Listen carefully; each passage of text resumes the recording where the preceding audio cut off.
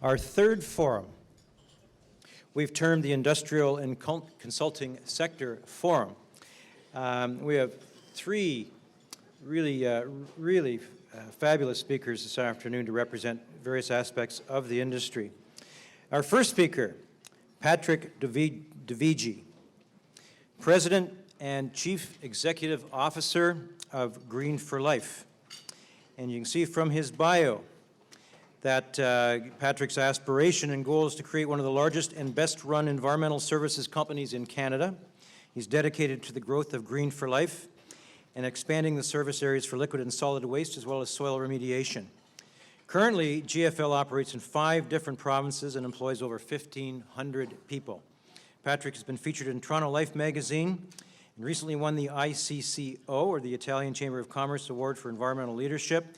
And he did, in fact, play for the Edmonton Oilers. I think he was a goalie for, Patrick, correct me, but about 17 games, is that right? I don't like to say that. Patrick, come on up.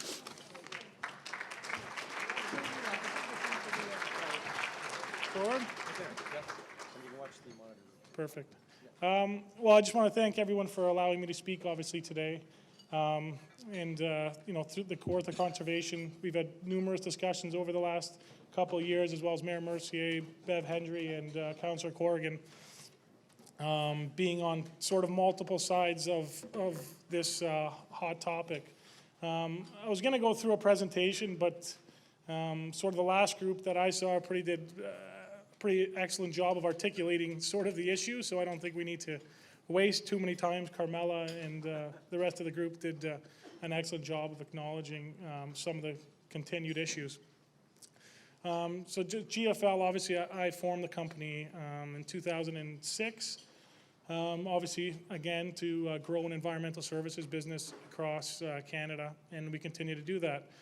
Through that, I found a niche in some of the services we provided, that there was an opportunity to provide excavation in the City of Toronto, as well as doing remediations for certain petroleum companies, Suncor, Petro-Canada, Esso, Imperial Oil, you know, all the big companies. And we thought there was an opportunity to rehabilitate soil versus doing the old dig and dump approach of sending it to landfills. Hence, we stumbled upon our first soil facility back in 2008, which sort of expanded into the rest of Canada and now continues to operate in those various provinces. So obviously there's, you know, we have 3 different options, us being on the contracting side and actually digging the hole, to what we do with the material once it's actually excavated. We can send it to bioremediation facilities, such as the one we own, through different technologies to treat hydrocarbons. And most recently, there's a new technology treating metals with electrokinetic technology to deal with certain metals that may come in the soil. Also, there's obviously landfill facilities that exist today, which again seem to be a hot topic about how much material, you know, can these landfills actually accept for daily cover, and what capacities are actually left in order to deal with our waste issues that continue ongoing in our ever-growing province of Ontario and in Southern Ontario. And then for what we define as clean fill, the hot topic of debate today, where that material goes and what needs to be done with it in order to dispose of it in a safe fashion. So, you know, a lot of the questions that we've sort of gone over today, there's sort of, what is clean fill?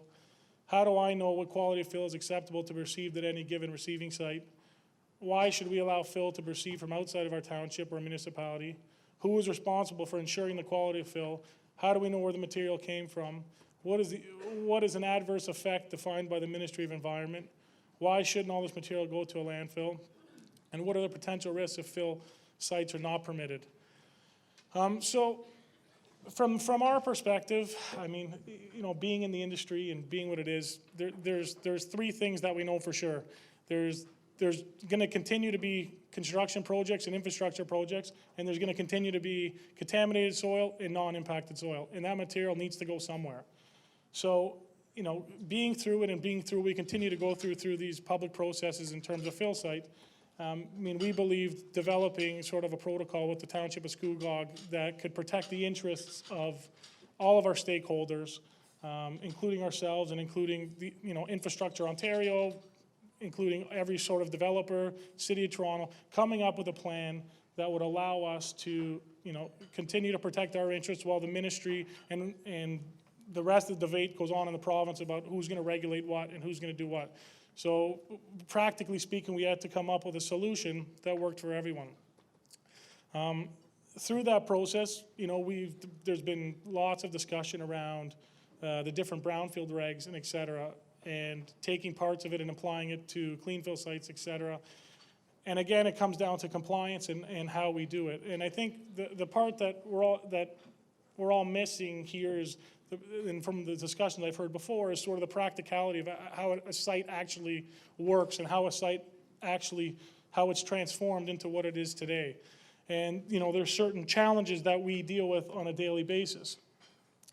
Many of these small municipalities don't have the knowledge or resources to understand managed fill sites, especially predominantly in the GTA, where most of the material getting dumped is, keeps moving further and further north.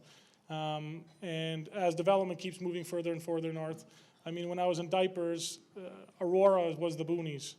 If you're in Aurora, you live far. Now Aurora's close.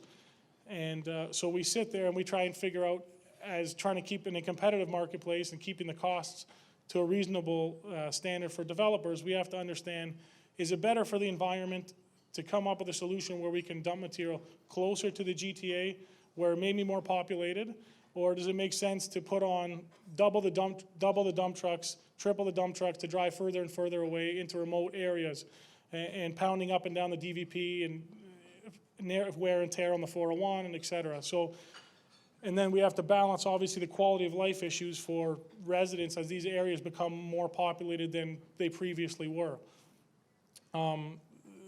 There's been lots of discussion about gravel pits, et cetera. The majority of the gravel pits in our industry are regulated by the M&R, and they have rehabilitation plans that form as part of the M&R. I think where a lot of the issues are coming is that those sites, I get when people compare it to the tables and the industrial commercial aspects of the tables, they're not, once that permit is revoked or sent back in, then it sort of falls back to the municipality, and a lot of those municipalities may or may not have the resources to deal with the large amounts of fill, similar to what happened at the Lake Ridge site. And then obviously on sites, and many of the sites in downtown Toronto, there are, an aspect of the site in reality that the potential meter or two of the top of the projects could be potentially contaminated with, when I define contaminated, we've always worked on a table that they exceed table 3 of the brownfield regs guidelines. And it's coming up with a solution that how do we segregate and deal with these sites, because it's obviously not efficient or practical to send an entire site that may have a little bit of contamination to a landfill. And then we continue dealing with, obviously, residents that we spoke about, and then deal with the risks of potentially receiving a contaminated soil from a source site that are not suitable for deposit at a clean site. So the solutions, I mean, what we've found to work, and in trying to come up with a model that works for a lot of the municipalities around the GTA, was first and foremost was create transparency and open dialogue between residents, the municipality, and the townships. The next step for us in terms of a clean fill site would be to consult with potentially affected groups such as Conservation Authority, Ministry of Environment, and or residents groups prior to submitting applications in order to address potential concerns. We've also developed what we believe is a protocol that deals with the majority of the concerns that we've heard to date and continue to hear today. Obviously, we create a public liaison committee with public members and staffs and municipalities to deal with these issues. Before we even start looking at this, say we retain a reputable environmental consulting and engineering firm to determine the baseline fill conditions, and a comprehensive study, also known as a phase 1 and phase 2, as well as dealing with groundwater issues, specifically in areas where there's obviously well water and drinking water that can be affected, and recharge areas that can be affected. Have the consultant design and receive a fill plan as well as a fill management plan, not only for the fill site, but as well as the source site where we're receiving materials from. Again, it goes back to one of the comments made by one of the consultants here that, again, you get a varying approach in towards the way consultants take their issues and how they come up with an actual on a site. And, these sites move anywhere generally between 50 and 100,000 cubic meters from any one site downtown. And some engineers determine that one borehole or one sample is enough to determine what the relative amount of soil is on the site. And we get pretty big pushback from any of them on asking for more. So in order for us to receive fill, we download our own on-site soil management plan for the source site to make sure that we receive the amount of testing that we require in order to receive the material. Obviously ensure that the consultant is retained for the duration of the project, and QP is on site daily when any fill is received to make sure that there's compliance with the above noted plans. Create public websites to share information with respect to the quality of fill, and develop a financial model that allows the municipality or township to share in the revenue of the fill operation, for economic sort of activity, or whether it's, developing new parks, YMCAs, et cetera. And obviously been posting a meaningful amount of financial assurance to deal with any potential future liabilities. So, that basically encompasses what we want to do. And I've heard some of the solutions about, the frequency of testings, et cetera. I mean, I think now we're at the point where we all have to take the approach that anything leaving a site, especially in the GTA, could potentially be contaminated. And we have to find a way to deal with it on all ends. And going back to the frequency of testing, and I heard it earlier, was that, well, if we test once for every 160 cubic meters, it's potentially a solve for the problem. Well, that may be a solution for the problem, but practically operating a site, we all know in the business how long it takes to get a sample back from AGAT, Caduceon, or whoever we may use at the time. And generally we get that stuff back in 7 to 10 days. And after 7 to 10 days, the material's generally moved. And, so it's at its home destination. So we've come up with, under our fill plans, to segregate each source site, which allows us to frequently test and continue to send it. And we make, obviously, separate piles. And as the piles are tested, then it gets pushed in for final disposal. And at the end of the day, we sit here and we just have to, I think the answers, again, like it was said before, has to come from the industry and from the people, and finding a happy medium and a solution that works for everyone. Because as we continue to go in the jobs that are created and the economic development that happens in the province, in this wonderful country that we live, we've been pretty lucky and immune to what's happened in the rest of the world. And construction and development has been a huge driver of that.